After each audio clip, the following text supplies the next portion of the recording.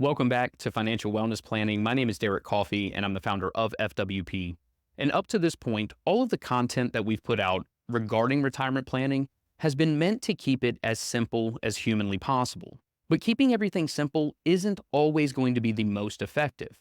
And I feel like I'm doing you a disservice if I don't begin adding in some layer of complexity. In past videos, we've gone over the two-bucket strategy and how you can use that strategy with just one investment and have a very high probability of not running out of money in your retirement.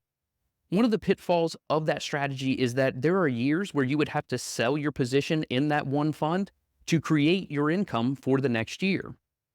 In this video, we're going to get into the three-bucket strategy and how you can use just 4 funds to not only secure your retirement income plan, but also put yourself in a position to not sell at a loss. Stay tuned.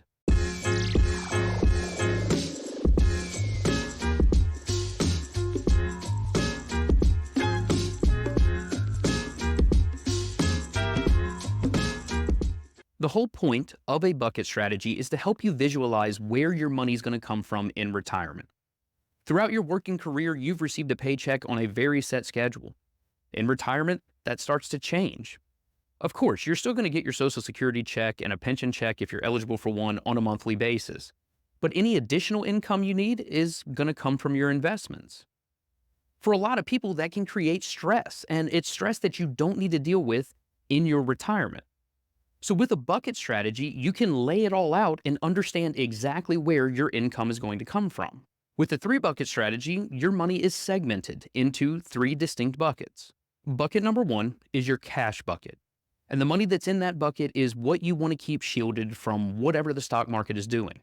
And the reason this is because that's the cash that you're going to rely on to produce the income that you need. Now, you can put as much cash in this bucket as you want. You can put 1 year, 2 year, 3 years, or 5 years of your income needs in cash. I personally prefer that it's only 1 year of your income need. And the whole purpose of that is so that way the rest of your portfolio can continue to grow and ultimately refill bucket number 1. Now, when it comes to calculating what your income need is, we need to take your guaranteed sources of income and subtract from that the expenses that you expect to experience. So let's say that you're married and you and your spouse are going to receive $2,000 per month from Social Security. That's going to be $4,000 total. If you expect that your monthly living expenses in retirement are going to equal out to $5,000, then you have a $1,000 a month shortfall in your income. What we're going to do is we're going to take that figure and multiply it by 12. 1,000 times 12 is $12,000. That's the amount of cash that you're going to put in bucket 1. Ideally, that $12,000 is going to be roughly 4% of your overall portfolio. And the reason we want to aim for it to be around 4% is so that way we can use the 4% rule and give yourself a very high probability of not running out of money over a 30-year time frame. The rest of your money, we're going to spread out over buckets 2 and 3. And ideally, we're going to take roughly 40% of your remaining portfolio and place it in bucket number 2. The whole point of bucket 2 is to refill bucket number 1. Now, bucket number 2 is what we're going to refer to as our safe bucket. And the reason I put safe in quotes is because we're still going to invest this money. We still need to experience some level of growth. Because we're going to invest this money, you're still exposed to the risk of losing money. So we are going to invest it in safer assets, but it's not completely guaranteed. So in bucket number 2, we're looking for things that are safe, at least compared to the S&P 500, but we're also looking for things that produce income. This could include things like bonds, utilities, REITs, or dividend-paying stocks. Now, I don't do individual stocks personally. I think it's a fool's game for everyday people. But there are funds that track those stocks and can still create a good amount of cash flow. So once we've filled buckets 1 and 2, the remaining portion of your portfolio goes into bucket 3. The whole goal of bucket 3 is to grow and refill bucket 2. With bucket 3, the investments we're looking for are stocks. And you could use funds that track the total stock market or track an index like the S&P 500. But whatever you decide to invest your money in, we want it to be invested for growth. Now, I do lump gold into bucket number 3, and there's a reason for that. I know that gold isn't necessarily a growth-oriented investment, but it does provide some level of diversification for your portfolio. Because gold doesn't have an income component and because it is so volatile, I don't feel it belongs in bucket number 2. So I'm going to put it in bucket number 3, and what you'll notice later on is that there are years where the stock portion of your portfolio will be down, but gold will be up. Because gold's up, that's what we would shift from bucket 3 over to bucket 2. So you may be wondering why I bring up gold and utilities. Well, as we mentioned earlier in the video, one of the goals of investing in retirement is to avoid selling a position at a loss. With stocks and bonds, you're going to have years where they're up and down, and sometimes that happens at the exact same time. So to avoid having to sell one of those two positions at a loss, we want to add in additional sectors of the overall market.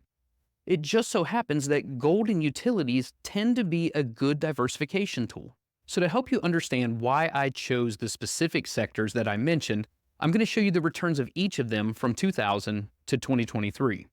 From 2000 to 2012, a two-fund portfolio, meaning you just had money in bonds and stocks, would have served you well. Even in 2000, 2001, and 2002, when stocks didn't perform that well, bonds did.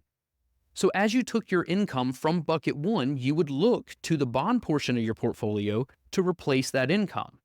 And then in 2003, when bonds rebounded, then you could start selling some of your bond positions to refill bucket 2. And this works all the way up to 2013. Now in 2013, bonds didn't do that well, but stocks had a blowout year. So instead of selling bonds to refill bucket 1, we would just look over to bucket number 3 at our stock position and sell from there instead. The two-fund portfolio worked flawlessly all the way up until 2018. In 2018 and in 2022, both positions were down. So because bonds and stocks both did poorly in 2018 and 2022, we need to look for something to fill that gap. So the first thing that we would want to look into is gold and see if it would actually do anything when it comes to refilling the buckets. In 2018, it lost 1.94%. So no, it didn't create that positive that we were looking for. In 2022, gold was down 0.77%. That's much better than what the stocks and bonds did, but we would still be selling at a loss to refill bucket number 1. Now, the one thing I do want to mention about gold when it comes to the 3-bucket strategy and it being in bucket 3 is that it does come in handy in the years that stocks are down. So in 2001, bonds were up 8.43%. If we took our money out of bucket 1, we sell the bonds to refill bucket number 1. But to replace the money that left bucket number 2, we would try to refill from bucket 3. Since gold was up, we would just shift that money right into bucket 2. The same thing happened in 2008. Stocks were down majorly. Gold was the fill-in for refilling bucket 2. But 2018, 2022, they still have a problem. We had no positions that were up. That's where we're going to look at utilities. So if we add utilities into bucket 2, it fills our issues in 2018 and 2022. In 2018, utilities were up 3.92%. So we exhaust bucket 1, we look for bucket 2 to refill bucket 1. Utilities were up, that's what we sell, and we shift that money over. And it's the same thing in 2022. Utilities were only up 1.42%, but it was the only positive position that we could backfill bucket number 1. And by having your money spread out over these different sectors, it gives you a lot of options. And it's what creates that complexity that we're talking about. The complexity of the 3-bucket system is the dynamic rebalancing that you have to do. In years like 2018 and 2022, where you only have one positive position, then that's the only trade you're going to make. In the years where all 4 positions are up, you just rebalance across the whole portfolio because you're selling everything at a gain. But in the years where everything else is down and you only have that one positive position, that's where the 4-fund portfolio comes in handy. Unfortunately, there's no such thing as the perfect retirement income plan. The 3-bucket strategy and these 4 funds have been magic from 2000 through 2023, especially when you consider the ups and downs that occurred. But we're working with historical data. We don't know what's going to happen going forward.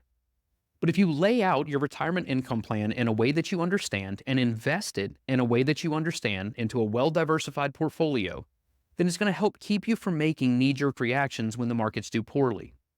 If you understand where your money's going to come from, it also is going to alleviate a lot of stress of you finally losing that paycheck that you've been used to. I want to thank you so much for tuning in. If this video or any of the other videos that I've put out has provided you value, then hit that subscribe button.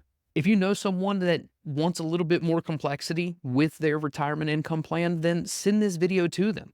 Maybe it'll help them understand that it doesn't have to be but so complex. But I thank you so much for tuning in. I'll talk to you soon.